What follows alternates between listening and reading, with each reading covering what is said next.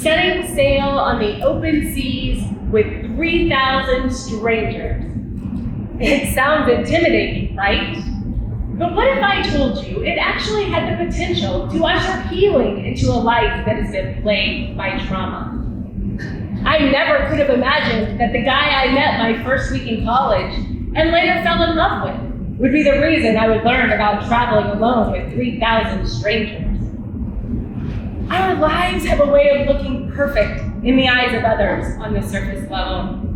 I know firsthand as everyone kept telling me they thought I had everything I could have ever dreamed of. You see, I was born and raised in the South. I graduated from the University of Georgia, and I hope I have a few of my fellow Bulldogs with me here today. I then moved to Washington, D.C. to start my career in government. I married my college sweetheart. I went from working in government for the United States Senate to corporate at Facebook, to nonprofit at the Sheryl Sandberg and Dave Goldberg Family Foundation, to helping Ariana Huffington launch Thrive Global. And now I have my own company, Thread Talk. I am also a domestic violence survivor. That's not something I ever thought I would say about myself, let alone be the first way I introduced myself into a room full of strangers. No one grows up dreaming of being a victim of any kind of violence, let alone violence that comes from someone you love, often more than anyone. But it happened to me. After a night of the worst physical violence I have ever experienced from the hands of my now ex-husband, I was left bruised and battered. My doctor told me had one hit been slightly harder or a millimeter to the right, that I could have ended up in a coma. I also could have died. This was not the first time that I had endured violence from the hands of my husband, but it was certainly the worst. And that moment was the lowest point of my life. I had known for quite some time that I needed to leave, but that's the problem with domestic violence. It always comes from someone you love, which makes it that much harder to do what you know you must. But that doesn't mean that leaving was easy. As any victim of domestic violence will tell you, it is only easy to leave if you are on the outside. You're in a destructive relationship, just walk away, right? But consider this. Many victims of domestic violence feel isolated, depressed, helpless, ashamed.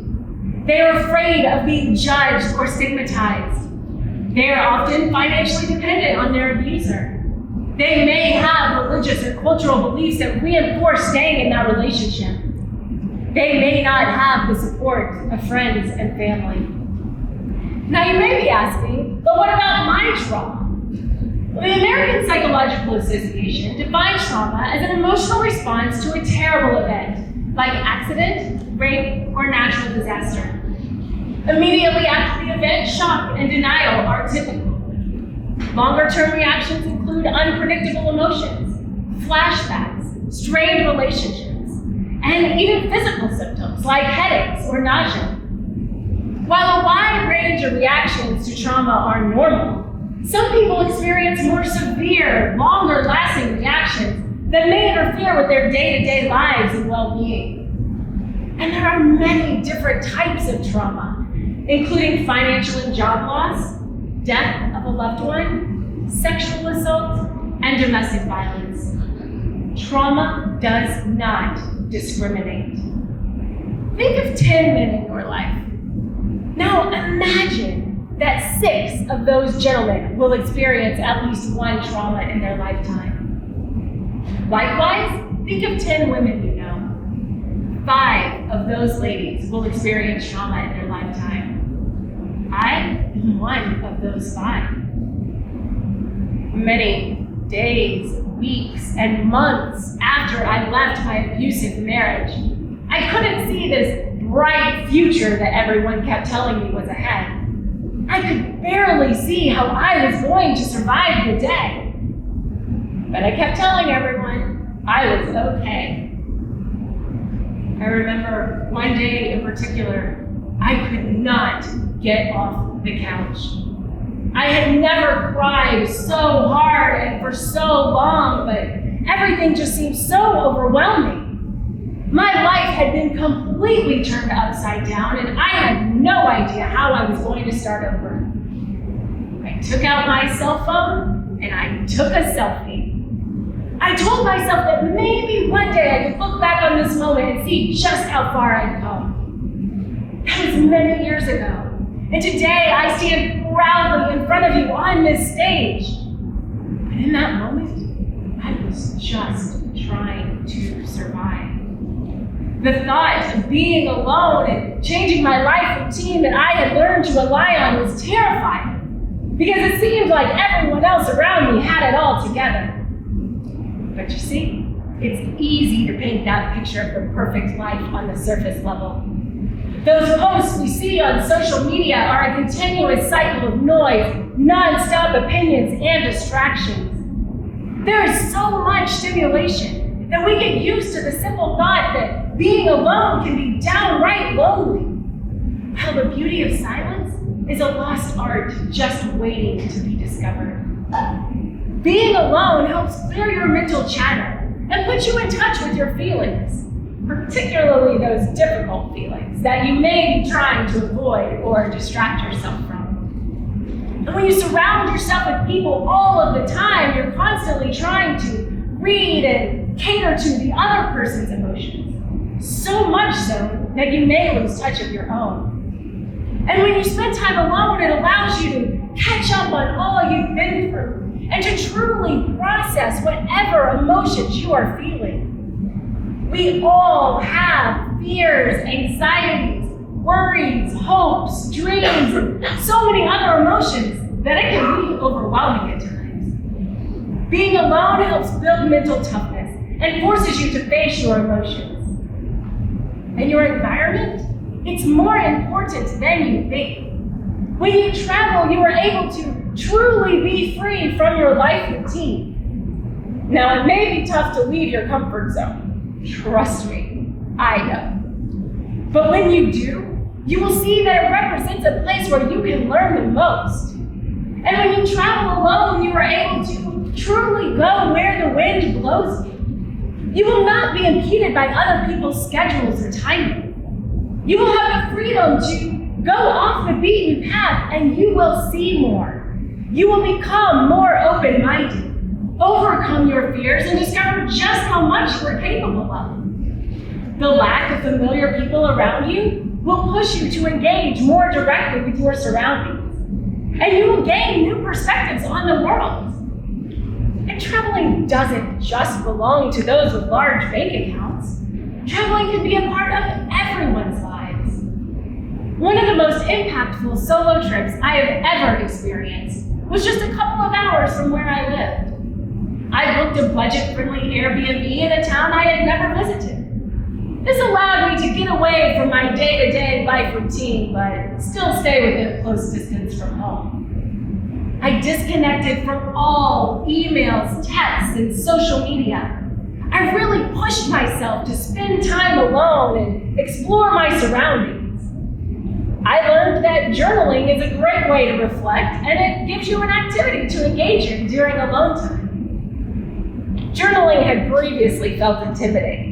Writing does not come naturally to me, and putting my thoughts down on paper where anyone could read them, absolutely terrifying. My dad is a life coach, and he had been encouraging me to write down my dreams in a journal so I could see them on paper. Well, I continued to make excuses and procrastinate what I felt was a ridiculous exercise. But now that I was alone, I had plenty of time to discover that journaling is actually very therapeutic. Thanks, Dad. And I started dreaming. I started dreaming bigger than I have ever dreamed, and I put them all down in my journal.